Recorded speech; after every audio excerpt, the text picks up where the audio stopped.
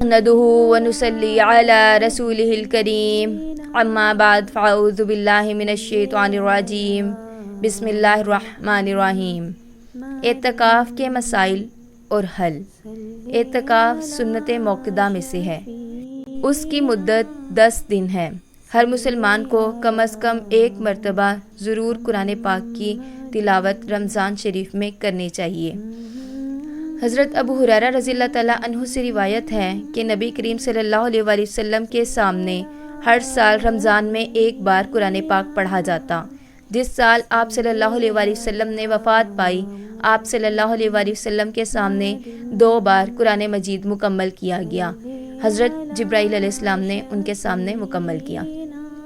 इसी तरह आप सल्लल्लाहु अलैहि वसल्लम हर साल 10 दिन का एतकाफ़ फरमाते, लेकिन जिस साल आप सल्लल्लाहु अलैहि वसल्लम ने वफ़ात पाई उस साल 20 यौम का एतकाफ़ फरमाया।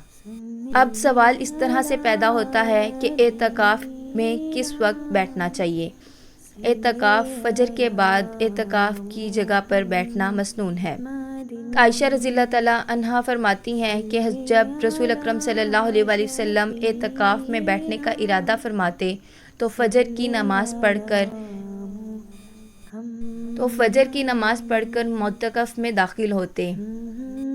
मर्द हज़रात मस्जिद में एतकाफ़ करते हैं। एतकाफ़ करने वाला अपनी बीवी को मिल भी सकता है और बीवी अगर उसे मिलने के लिए आती है या अफ्तारी देने के लिए आती है तो वो उसको वापस छोड़ने घर तक जा सकता है अगर कोई दूसरा सबब ना हो।